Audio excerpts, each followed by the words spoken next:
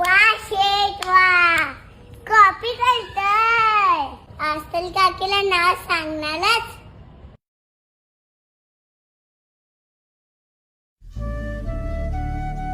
बाबा त्या दिवशी काय बोलत होते ते माहितीये?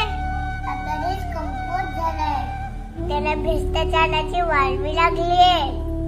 मला नाही माहित ते कशाबद्दल बोलत होते.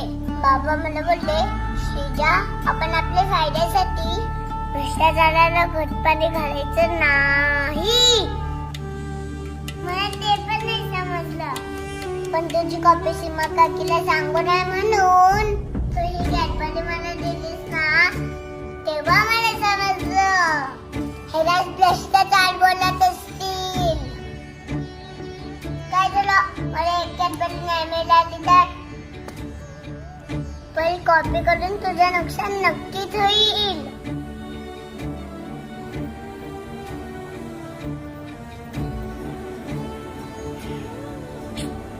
काय करते? बाबा बोलतात भारताचं भविष्य आपल्या खांद्यावर आहे, म्हणून खांदे बलवान करते.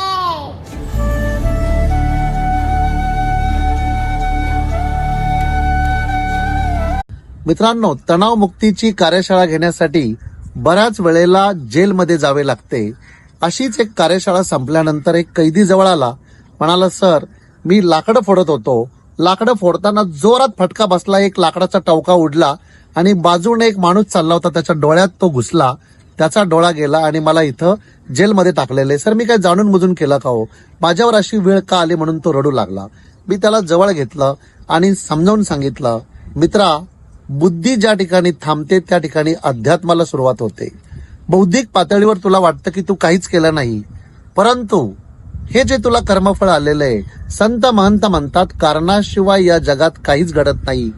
माझ्या अभ्यासानुसार कुठल्या तरी जन्मामध्ये तू असं काहीतरी काम केलेलं आहे जे शिक्षेस पात्र होतं, परंतु त्यावेळेला ओळख, पैसा, पाणी, इतर गोष्टीचा वापर करून भौतिक जगामध्ये तू त्या शिक्षेपासून वंचित राहिलेला आहेस. आध्यात्मिक जगतामध्ये हे चालत नाही, म्हणून तुला आता ही शिक्षा भोगायला लागली.